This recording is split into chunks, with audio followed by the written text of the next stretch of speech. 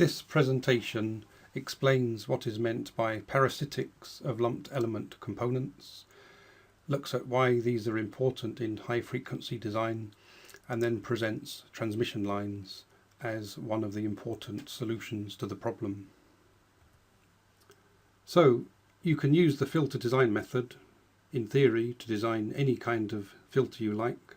You can choose very high order filters and you get various component values from the design method. For example, this shows a 5th order Butterworth bandpass filter, and you can very quickly get some very nice frequency responses for your chosen filter.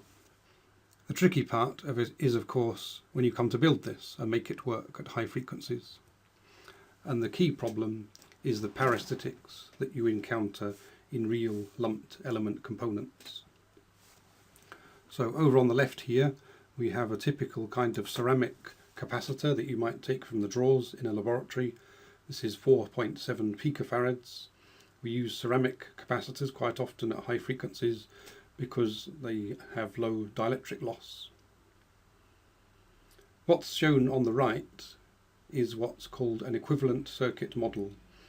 What this is showing is that you have primarily the capacitance here, 4.7 picofarads, but on top of that you have some loss in the dielectric, represented as a large shunt resistance across the capacitor plates, and you have actually some inductance in the leads.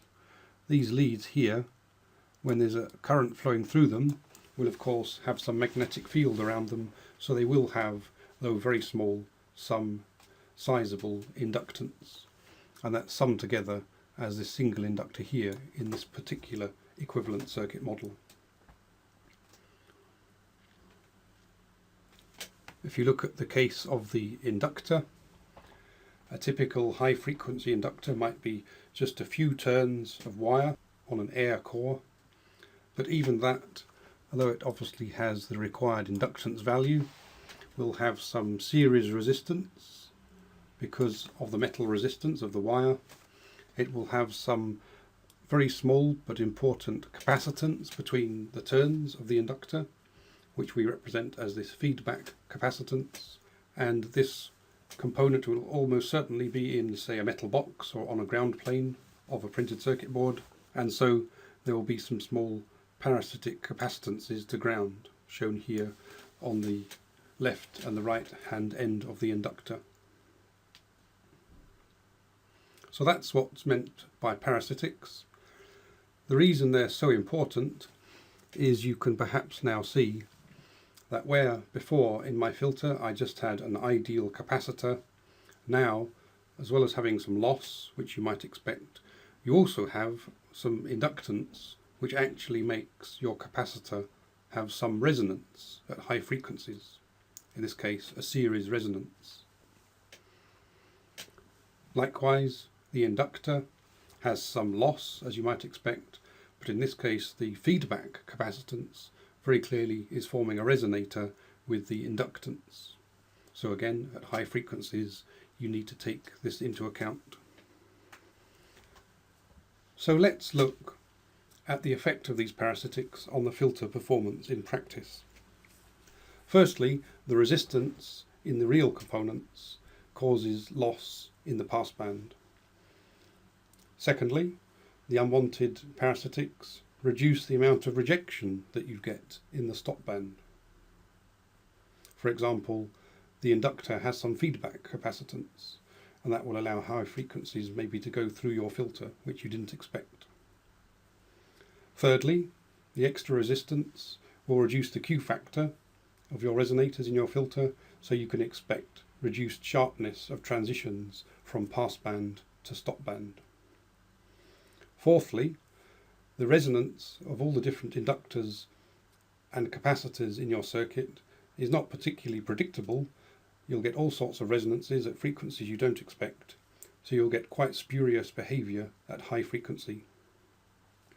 And finally, all the unwanted parasitic inductances and capacitances will, not surprisingly, shift the cut-off frequency of your filter if it's low pass, high pass, or the centre frequency if it's band pass or band stop. So the important conclusion is that every inductor and capacitor component that you actually use in practice has what's called a self-resonant frequency. So for example, the capacitor forms a series resonant circuit with the leads of the practical capacitor.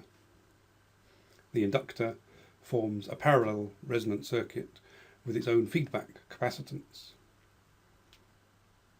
Once you've gone beyond that self-resonant frequency, you'll usually find the performance of the component is very erratic and difficult to predict, unless you spend a lot of time making some quite sophisticated equivalent circuit for the practical components.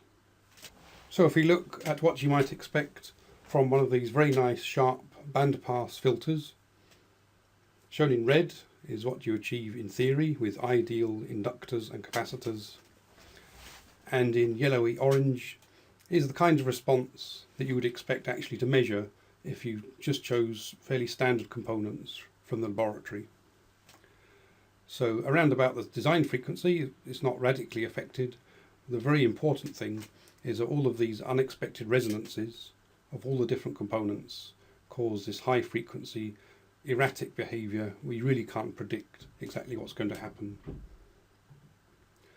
So you can see that there's not much point designing extremely high order filters to get much better high frequency rejection unless you take proper care in choosing the right components and predicting the high frequency response properly. And unfortunately, if you go back to the filter design method, looking at the bandpass filter design technique, you of course have to do this transformation from the low pass prototype to these bandpass elements. The series resonator replaces the inductor, the parallel resonator replaces the capacitor. And it's very important to notice that you have this scaling parameter delta.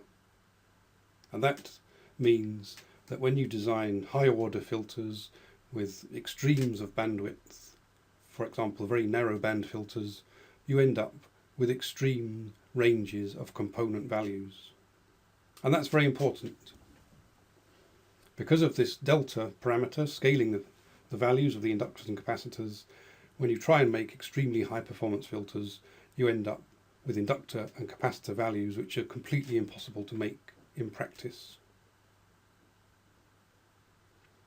So what solution do we have to what's really a very fundamental problem of parasitics? Well, it turns out the real solution is to move away from inductors and capacitors, so-called lumped elements, because they're unusable at high frequencies, and use instead transmission line techniques. So instead of making resonators out of inductors and capacitors, we make transmission lines out of resonators. And there's a very close analogy between transmission line resonators and musical instruments. So really the fundamental difference is that in the musical instruments you're talking about standing waves, for example in these organ pipes, which are pressure waves. In a microwave, a high frequency resonator, you're talking about standing waves where is an electromagnetic field. So there's a wave travelling backwards and forwards which is electromagnetic. And it's actually a very elegant comparison between musical instruments and transmission line techniques. For example, on the left here is what's actually quite old-fashioned, but a microwave tuning component. And on the right you can see there's a very elegant similarity between that tuning component and this trumpet.